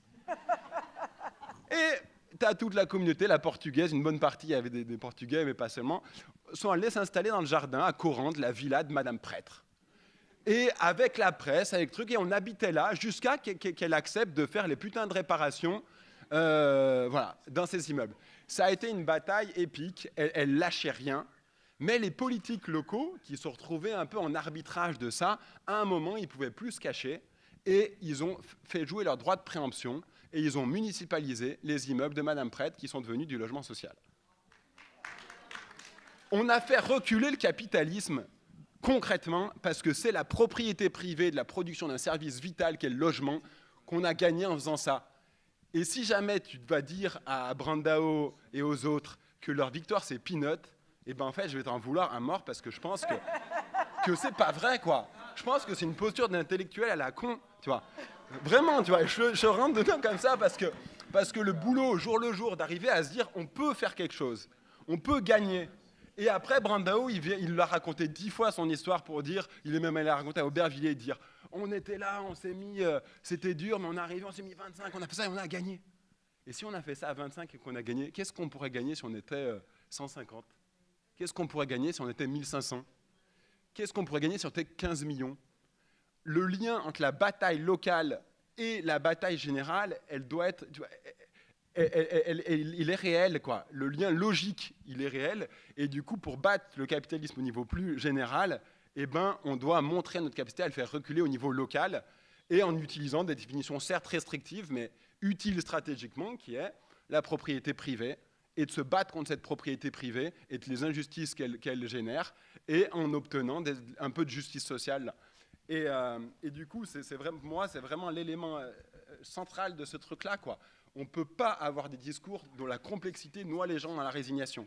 Oui, on peut combattre ce capitalisme, oui, on peut combattre l'injustice qui génère, et ça passe par découper un peu cette réalité et s'attaquer à des combats qu'on peut mener, qu'on peut gagner pour nous donner le goût d'emmener des plus grands, quoi.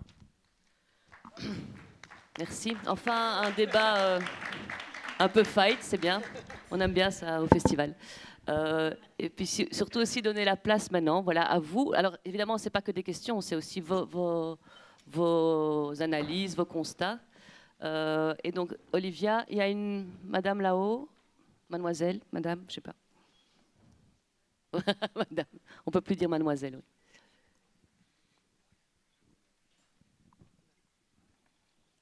Oui, bonjour.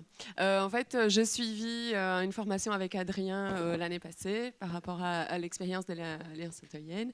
Et c'est qui me... Juste un petit commentaire, je pense que ce qui est fascinant, je trouve, dans le community organizing, donc c'est chronophage, c'est beaucoup de boulot, donc il n'y a pas de miracle, on va dire, mais c'est la question du radicalisme pragmatique. Et je crois que c'est ça qui est essentiel et c'est ça qui fait gagner du terrain et fait gagner des victoires, etc. D'accord, c'est pas idéal, on n'est pas trop d'accord avec ce qu'ils pensent, mais on a un self-interest et on a un intérêt commun, on va bosser et on va gagner ce truc. Et en fait, ces processus-là, ils gagnent donc des victoires concrètes, donc ça change concrètement la vie des gens, dans l'exemple d'Adrien par exemple, mais ça fait aussi une réflexion politique, quoi. On se rend compte qu'ensemble on est plus fort, on se rend compte qu'il y a un système au-dessus de nous. Donc la question de verticaliser les colères, il y a aussi un côté très politisant. Et du coup, ça peut mener à d'autres luttes dans d'autres sphères. Donc je crois qu'en effet, le community organizing n'est pas destiné à faire la révolution. Il est destiné, comme les syndicats n'est pas destiné à faire la révolution. Donc si on reprend cette idée de la structure du community organizing, c'est destiné à améliorer la vie des gens, gagner de victoires, à se rendre plus fort. Donc il y a un truc il n'y a jamais de fin, parce qu'on peut toujours être plus fort et pouvoir plus voilà, c'est marqué là, plus on est nombreux, plus on va gagner, et voilà.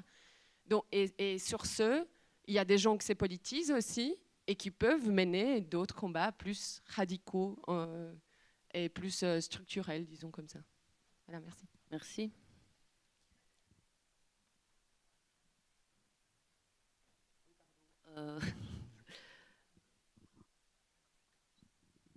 Et monsieur en bas après.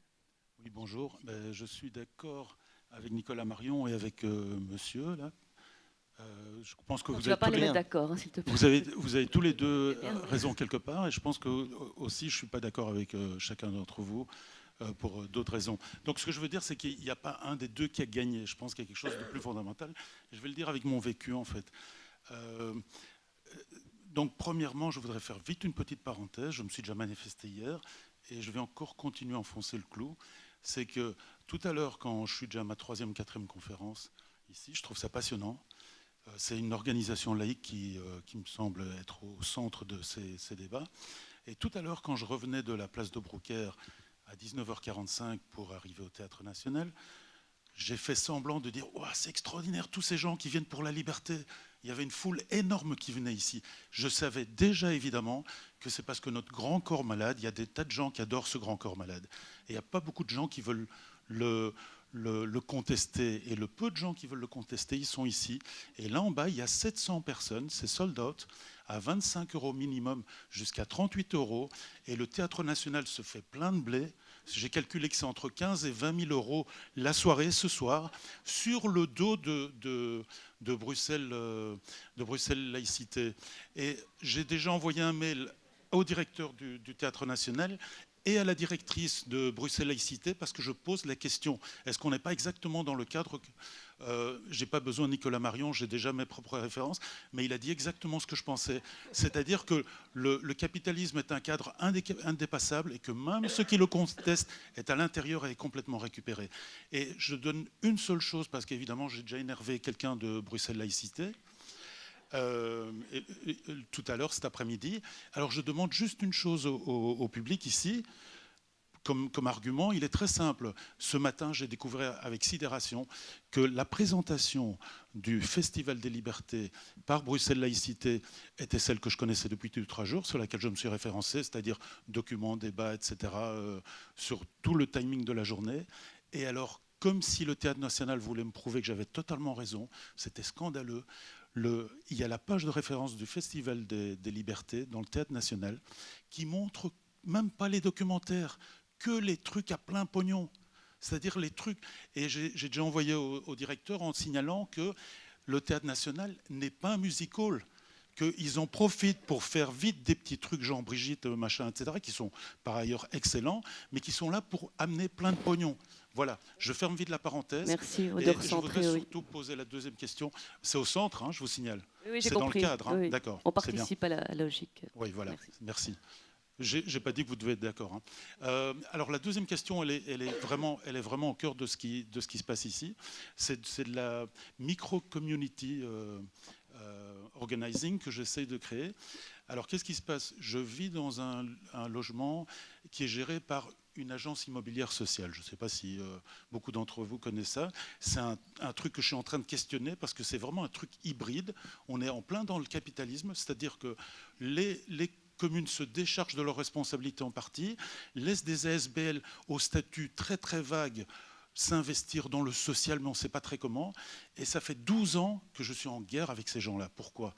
Parce que, par exemple, sur notre immeuble de 4 appartements, il y avait une chaudière qui était entartrée jusqu'à 80%, ce qui donnait lieu alors aux 4 locataires. Oui, elle est un peu à l'essentiel, parce qu'il y a beaucoup d'autres personnes. Mais c'est l'essentiel, vous allez voir. aux 4 locataires de l'immeuble, c'est du concret en fait, et ça rejoint le community management et en même temps la question du capitalisme. Pardon, le community voilà, organizing. Pourquoi ne pas le dire en français? Organisation de communauté, ça serait plus simple. Hein.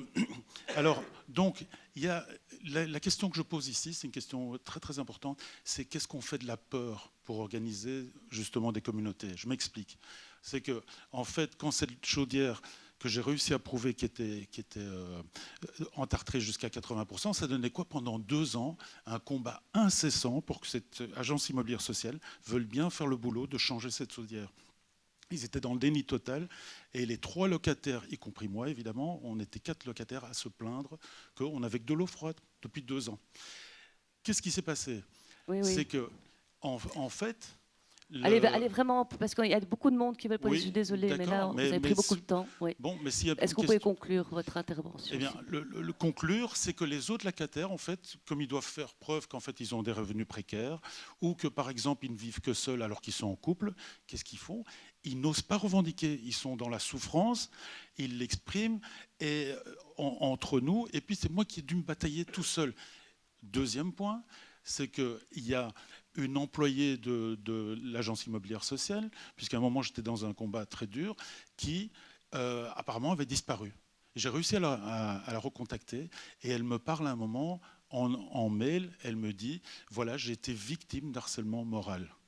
Mais voilà, quand on vous entend, ce que dit Adrien a beaucoup de sens, c'est-à-dire le fait d'organiser les désorganisés, de ne pas être seul dans... Attendez, ce que je veux dire, c'est que là, par respect des autres, je ne peux pas solidariser des gens qui ne veulent pas l'être parce qu'ils ont peur d'être chassés du logement. C'est pour ça que c'est un long processus. Hein. Et cet employé m'a dit, en finale, elle est tellement traumatisée qu'elle ne voulait plus du tout entendre parler de ça. Et je ne vais même pas exploiter son mail.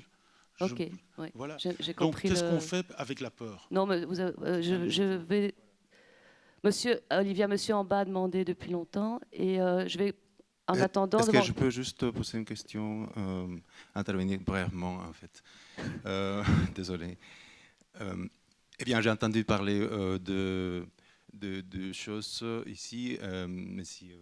Adrien dit que, par exemple, il y a eu 2 choses importantes qui ont fait reculer le capitalisme et on voyait aussi l'idée de Nicolas en disant que si nous sommes immerses dans le capitalisme, c'est tellement difficile de savoir si on est à l'extérieur, à l'intérieur. Évidemment, on peut compter, je pense qu'avec les doigts de la main, les pays qui sont vraiment en dehors, je dirais, notamment le Venezuela. Et je voudrais savoir de la part de tous les intervenants, peut-être, comment on pourrait situer la situation de l'organisation communautaire en Belgique, en tout cas, et aussi par rapport à cette réalité dans laquelle se trouve, c'est une révolution bolivarienne, on dit, au Venezuela, et donc ça a fallu du temps pour organiser tous ces gens, mais est-ce que nous serons aussi pris dans la guerre médiatique, aussi dans les blocages économiques ou des sanctions de ces sortes? Est-ce que nous serons aussi pris dans cette situation si nous sommes ici en train de manifester contre le capitalisme ou en train de pouvoir avoir la parole au moins à tous ces gens de situations précarisées? Est-ce qu'on aura une opportunité de faire ça? Voilà. Merci.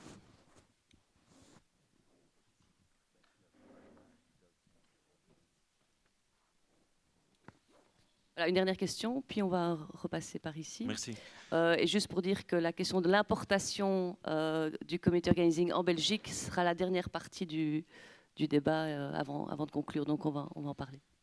Alors, moi j'ai trouvé vraiment passionnant la discussion entre Adrien et Nicolas. Et moi aussi, je pense que tous les deux, ils ont raison. Adrien, de sa part, dans ses interventions, ils ont analysé les slogans qu'on voit aussi ici. Plus qu'on gagnera, plus on sera nombreux, alors qu'on a besoin de victoires pour pouvoir aller plus loin. Mais je suis aussi d'accord avec Nicolas que voilà, l'État n'est pas neutre. Ce n'est pas les pouvoirs populaires et les pouvoirs du capital qui sont en concurrence pour attirer l'État chacun de son côté, parce que l'État, il n'est pas neutre. Les gens qui sont à la tête de l'État, ils ont une conscience des classes aussi, ils ont leurs intérêts, ils ont leurs alliances. Alors, ce n'est pas quelque chose qui va se laisser ça menait d'un côté ou de l'autre. Elle est plutôt d'un côté spécifique. Et il y a le problème que quand on a un rapport de force, on gagne des victoires, mais quand ce rapport de force n'est plus là, pour des diverses raisons, ils réussissent à casser ICORN, ils réussissent à casser cette organisation ou l'autre organisation, on recule. Alors, moi, ma question est-ce que pour résoudre cette contradiction, est-ce qu'on ne devrait pas plutôt sortir de cette logique de contre-pouvoir et reconquérir l'horizon du pouvoir? Et c'est dire l'organisation et la fédération des résistances et la fédération des luttes, la comprendre pas seulement comme un moyen de décrocher des choses, mais un moyen de conquérir le pouvoir. Et d'un moyen pour ces fédérations des différentes luttes populaires puissent être capables à s'organiser en tant que pouvoir. Merci. Moi, je propose qu'on commence par cette dernière intervention, parce que les autres vont renvoyer à la dernière partie. Notamment, Claire voulait réagir à la deuxième. Celle de Madame était très claire, c'était plutôt une clarification très intéressante là-dessus. Donc, oui. Donc voilà, quelqu'un veut réagir, histoire de pouvoir et pas contre-pouvoir, reprendre le pouvoir et pas être dans le contre-pouvoir. Moi, je veux bien. Mais je vais repréciser une chose, c'est important. En plus, je vois que dans le public, c'est pareil. Évidemment, en fait, moi, je ne vis pas du tout une opposition à la position d'Adrien. En fait, au contraire, je vois plutôt ça, que la clé est peut-être dans la complémentarité de ces deux approches. C'est-à-dire, évidemment, il y a l'impuissance vécue au quotidien et évidemment, il y a la superstructure. Et donc, en fait, tant qu'on ne couple pas les lignes d'action, je crois effectivement qu'on se donne très peu de moyens d'aboutir à quelque chose. La question de savoir si on doit sortir de la logique du contre-pouvoir ou non, je crois qu'elle est très difficile. En plus, elle dépend du point de vue à partir duquel on se propose de répondre. Et là, ça va paraître un peu bizarre comme réponse, mais si je réponds en tant qu'intervenant associatif et social, je n'ai évidemment pas la même réponse que si je réponds en tant qu'individu membre de la communauté politique belge, si vous voulez. Au sens de membre d'individu et la communauté politique belge, je le pense profondément. Donc, je pense vraiment, pour reprendre les termes du vieux débat, qu'effectivement, il y a un vice dans le réformisme. Mais voilà. Même si je pense qu'il y a encore plus de vices dans la Révolution, mais ça c'est encore plus, c'est un autre problème. Mais moi, j'ai eu plein de terrains d'action et je rejoins. Et je rejoins Adrien évidemment sur la critique classique du cet intrus d'intellectuel. Évidemment, je suis profondément d'accord et j'essaie toujours de mener les deux de front, sachant que je pense qu'on ne peut pas se passer de l'action, on ne peut pas se passer des intellectuels non plus. Donc. Mais par contre, si je réponds en tant qu'intervenant social, en fait, si je dois assumer la fonction, et je pense qu'à mon avis, je pense qu'on peut presque tous le dire, mais les autres me contrediront, et je crois que ça illustre ce que je disais au début, je ne peux pas décider à la place du public ou du bénéficiaire de mon action, ou des gens qui participent à mes activités, ou des gens que je mobilise, ou des gens que j'organise, etc., si c'est de cette nature-là qu'ils décident de mener leur intention politique. Donc, à la lettre, je suis presque condamné à un devoir de réserve, c'est-à-dire qu'il ne m'appartient pas d'induire dans le cerveau de mes bénéficiaires l'idée que la révolution est mieux que la réforme. Donc c'est là où, évidemment, on a une position ambivalente hyper importante quand on travaille, quand on est acteur du travail social et associatif. C'est que, limite, c'est contradictoire avec le travail qu'on doit fournir que de se proposer de fournir le diagnostic à la place des gens qui viennent. Donc, à la lettre, je ne peux pas dire que, en tant qu'association, je peux prendre cette position-là. Après, là, voilà, l'opinion personnelle qui n'a aucun intérêt. Oui, je pense que c'est plus important d'avoir une logique de conquête de pouvoir plutôt que de contre-pouvoir. Mais bon, voilà, ça c'est une opinion. Mais alors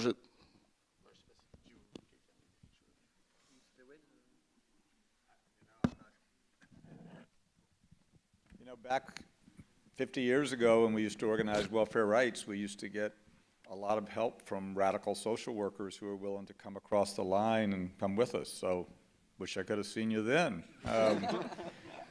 And good news, I'm going to be looking on our website because I have a feeling you're going to be supporting ACORN, because what did we win with our 35,000 members of our Street Vendors and Hawkers Union in Bengaluru? Social Security benefits. And who do you think gets to sign them up onto Social Security? The union, ACORN. So we're on the Nikolai program. And so I know I got a friend now here in Belgium. I know we switched to the Belgium conversation, and I just want to say I want you to meet my new ACORN supporter here, because he's with me all the way. Ok, ben on approche à la fin. On voudrait quand même, oui, mais là-dessus, sur le... Passer à la suite du débat. Oui. Mais il y a quand même une chose qui m'a dérangée dans l'ordre des priorités que tu as défini, parce que tu as dit la première chose, c'est l'impuissance, lutter contre le sentiment d'impuissance, et après la lutte contre le système capitaliste.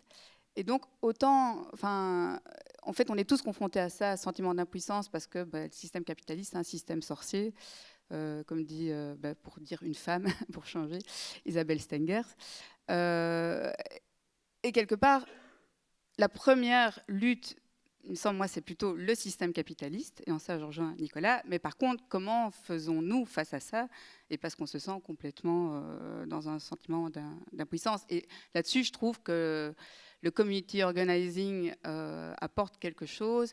Après, il y a un peu toute cette philosophie de petites victoires, etc. Enfin, c'est devenu comme ça quelque chose... qui, voilà, on se dit c'est accessible. Bon, voilà, c'était juste pour réagir par rapport à ça. Et je voulais aussi intervenir par rapport à monsieur, par rapport aux agences immobilières sociales, parce qu'à travers ça, je trouve que c'est un très bon exemple concret, connu des Bruxellois. Les institutions ont mis sur pied l'agence immobilière sociale. On se dit quand même, c'est pas mal, parce que ça socialise le marché privé. Je me dis, c'est assez magique. Quelque part, on manque de logements sociaux à Bruxelles. Et donc... Des logements qui sont sur le marché privé vont être mis sur le marché à un tarif social. Et donc, les propriétaires... finalement, c'est une espèce d'alliance comme ça. Le propriétaire accepte de faire baisser son loyer. Et de l'autre côté, on a des candidats locataires qui ont accès à un parc de logements plus important. Et qu'est-ce qui se passe? Et donc là, on rejoint quand même cette espèce de recyclage infernal et de système sorcier. C'est que d'un côté, les communes, aujourd'hui, ce qu'elles font, elles intègrent les logements mis en AIS dans leur nombre de logements sociaux en disant « Ah ben oui, maintenant, on atteint 20% de logements sociaux. » Ben non, pas du tout. En fait, elles intègrent ces logements mis en AIS. Et de l'autre côté, les promoteurs, ils ont tout compris, ils démarchent les AIS pour le moment, parce qu'en fait, eux, ils arrivent à se faire du business avec ça. L'agence immobilière sociale devient la garantie pour le propriétaire, enfin le gros promoteur, d'un intérêt plus important que celui qu'il irait dans un autre système. Donc, c'est quand même... Donc, voilà, c'est vrai qu'on est un petit peu coincé par rapport à ça, et que donc, il y a quand même une lucidité à avoir, et que... voilà, c'est... Moi, la complexité, je trouve qu'il faut dire aux gens que les choses sont complexes. Et qu'il faut affronter cette complexité. Je n'ai pas envie de simplifier la réalité. Et donc, quand on va voir les gens, on n'essaye pas de lisser les trucs. Quelque part, on dit parfois des choses très rudes. Voilà, le quartier où nous, on est installé, c'est un quartier avec un abattoir. Il n'y a plus beaucoup d'abattoirs dans la ville. Un quartier où il y a quelque part quelque chose qui peut paraître trash en termes de droit au travail. Il y a tout un recyclage de véhicules d'occasion avec des petites mains qui viennent d'Afrique subsaharienne, etc. Donc quelque chose qu'a priori on n'aurait pas envie de défendre. Et puis si on affronte ce qui se passe derrière en termes de complexité du système urbain, on peut se rendre compte que, alors que moi je ne suis pas une grosse bouffeuse de viande et je n'ai pas le permis, donc les voitures a priori ce n'est pas mon taf non plus, mais je peux me mettre à défendre la présence de ce système de véhicules d'occasion avec malgré tout son système de travail merdique et la présence de cet abattoir. Parce qu'en l'état, ça permet à des gens de vivre, de se loger, etc. Et ça, c'est des questions complexes à aborder. Et quelque part, il y a ce truc infernal, les alternatives infernales. On te dit, oui, mais si tu tu luttes contre la gentrification, tu es contre la rénovation des quartiers, tu veux laisser les gens dans la saleté et dans la crasse, etc. Enfin, voilà, il y a quand même des choses où il faut un peu... Et donc nous, on a perdu des membres avec sur cette question de la gentrification. On a plein de... notre public, classe moyenne, à l'époque, qui nous a tourné le dos, qui nous a tourné les talons. Et aujourd'hui, ils disent, non, parce qu'ils voient les choses et ils voient qu'eux-mêmes, on est en train de scier la branche sur laquelle ils étaient assis. Et donc, voilà, il y a quelque chose de cet ordre-là. Alors oui, ça va pas, ce que je dis là ne va pas changer le système capitaliste, mais je pense qu'il y a une lucidité quand même. Voilà, on ne peut pas faire vivre d'espoir sur les petites victoires. Quelque part, je trouve que là-dedans, il y a un côté évangélique.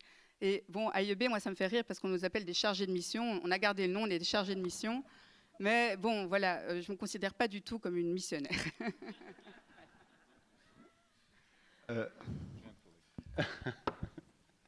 Par rapport à l'histoire du monsieur, et ça fait l'impression sur vous étiez tout seul là. Ça permet, en gros, je le disais plus tôt, mais bien un peu ce propos, le community organizing, c'est du syndicalisme de quartier. C'est du syndicalisme, quoi. On se met ensemble pour se battre. Et dans une usine, la peur de dire si je vais dans le syndicat, je vais perdre mon boulot, tu vois, c'est vraiment le truc de base. N'importe qui essaye de construire un syndicat, il se rend compte de cette peur-là qui paralyse. Voilà, aujourd'hui, il y a des formes de protection, de reconnaissance de la liberté syndicale. À l'époque, au tout début de la construction des syndicats, c'est sûr qu'il y avait une chasse aux syndicalistes. Et du coup, on trouve ce truc-là quand même à tous les niveaux, plus ou moins. En gros, oui, encore dans le HLM ou là avec Madame Prêtre, les gens ont peur des conséquences de rejoindre le syndicat. Et que le syndicat soit le syndicat de boîte, voilà. Et du coup, c'est une réalité, mais malgré tout, en gros, voilà, y a les manières de faire par rapport à ça, c'est d'y aller petit à petit, c'est aussi à ça que sert des fois l'organisateur extérieur. Ce qui permet de faire, c'est comme il va brasser du monde, vu qu'en fait, il passe son temps à ça, il apporte assez rapidement le truc qui peut manquer à un moment à se dire, quelqu'un de faire le premier pas, qui est de dire, mais tu sais, en fait, juste moi, j'ai discuté à 10 de tes voisins, et tout le monde disait, tu vois, certains me disaient ils ont peur, mais il y en a au moins 5 qui me disaient qu'ils étaient prêts à se faire une réunion, tu vois, si on se voit. Et du coup, le but, en gros, l'apport principal initialement d'Alinsky, qui se traîne dans les cornes, c'est le fait de formaliser une fonction dans le syndicalisme, qui est la fonction d'organisateur, et d'assumer que ça puisse être une personne extérieure pour arriver à construire le syndicat dans le territoire, quoi.